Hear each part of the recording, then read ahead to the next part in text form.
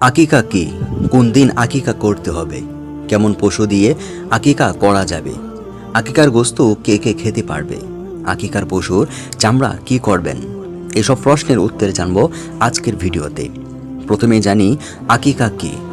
ইসলামের পরিভাষায় সন্তান জন্মগ্রহণের পর আল্লাহর শুকরিয়া ও আনন্দের বহিঃপ্রকাশ হিসেবে আল্লাহর সন্তুষ্টি অর্জনের জন্য যে পশু জবাই করা হয় তাকে আকিকা বলা হয়।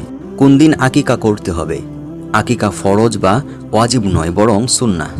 মুস্তাহাব হলো জন্মের ৭ম তারিখে আকিকা করা। ৭ম দিনে না করতে পারলে ১৪তম দিন অথবা ২১তম তারিখেও আকিকা করলে সুন্নাহ আদায় হয়ে যাবে। আবার ৭ম তারিখের পূর্বে আকিকা করলে ঠিক হবে না।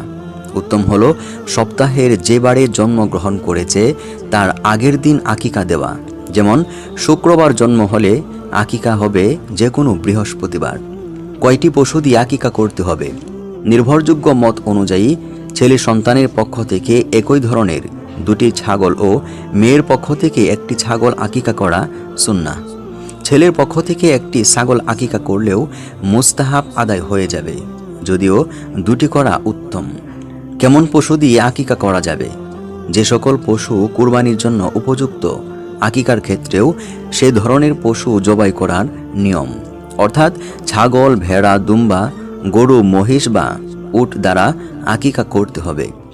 যেসব জন্তু দিয়ে কুরবানি শুদ্ধ হয় না, সেসব জন্তু দিয়ে আকিকাও শুদ্ধ হয় না। তাই আকিকার ক্ষেত্রে জন্তুর বয়স ও ধরনের দিক থেকে কুরবানির জন্তুর গুণ পাওয়া যায় এমন জন্তুই নির্বাচন করতে হবে। আকিকার গোস্ত কে কে খেতে পারবে? আকিকার গোস্তের হুকুম কুরবানির গোস্তের মতোই। সর্বস্তরের লোক তা খেতে পারবে।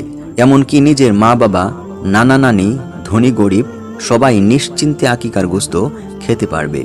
এ গোস্ত 3 ভাগ করে 1/3 গরিব মিসকিনদের জন্য সদকা করে দেওয়া, 1/3 আত্মীয় স্বজনের মধ্যে বন্টন করা এবং বাকি 1/3 নিজের জন্য রাখা সুন্নাহ। অথবা পুরোটা বন্টন করা বা নিজের জন্য রাখাও বৈধ। আকিকার পশুর চামড়া কি করবেন? আকিকার পশুর চামড়ার বিক্রয় লব্ধ টাকা গরিব মিসকিনদের মধ্যে দান করে দিতে হয়। আকিকার গোস্ত রান্না করেও বন্টন করা যায়, আবার দাওয়াত দিয়ে লোকজনকে খাওয়ানো জায়েজ আছে।